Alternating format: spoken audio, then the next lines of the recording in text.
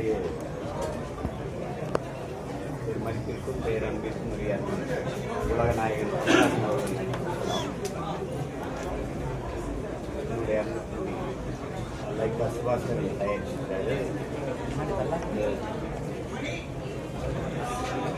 பெருமைக்குரிய இந்தியன் படத்தோட பார்வை இருந்த பார்த்தோம்.